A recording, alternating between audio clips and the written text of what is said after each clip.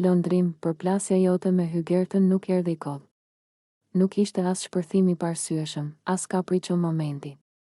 Ishte rezultat i një frustrimi që po mblidhej dita ditës, sepse Big Brother nuk është hotel, nuk është dhomë gjumi dhe as vend ku vjen vetëm për të lënë rrobat e për të fjetur. Këtu nuk mjafton të jesh fizikisht prezent. Duhet të jesh aktiv, i përfshirë, i gjallë në lojë, në debat, në energji, nuk ke ardhur në atë shtëpi për pushim. Ke ardhur për një eksperiencë që kërkon qëndrim, reagim, pozicion. Dhe pikërisht këtu qëndron problemi me Hygertën. Ajo sillet sikur mjafton të jetë mirë me të gjithë. Mirë me nënën, mirë me burrin. Mirë me banorët, mirë me kamerat. Të gjithë i kanë në rregull.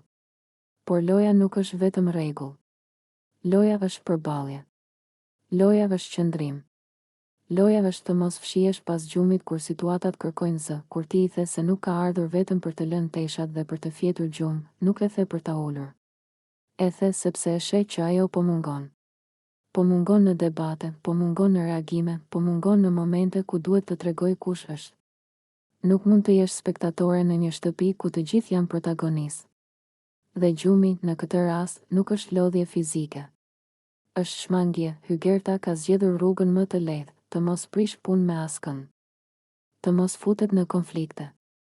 Të mos marrë anë. Të jetë e mirë me të gjithë. Por kjo nuk është strategji e fortë, është strategji e padukshme. Sepse publiku nuk mban mend atë që nuk flet, që nuk reagon, që nuk rrezikon. Në Big Brother nuk fiton ai që fle më qetë, por ai që zgjon diskutim, dhe ajo që e bën më të dukshme këtë mungesë është kontrasti me ty ti aty. Reagon. Flet. Përplasesh. Merr përgjegjësi për fjalën tënde. Edhe kur gabon, e bën në lëvizje, jo në heshtje. Ndërsa Hygerta zgjedh të tërhiqet, të mbyllet në gjumë, të presë që dita të kaloj pa lënë gjurmë.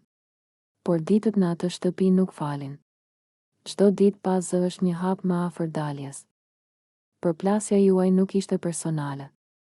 Ishte thelbësore. Ishte një thirrje për zgjim. Sepse nuk mund të jesh në Big Brother dhe të sillesh sikur je vizitore.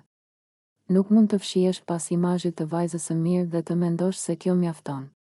Publiku nuk voton rehati. Publiku voton guxim dhe ndoshta ajo nuk e priti këtë përballje.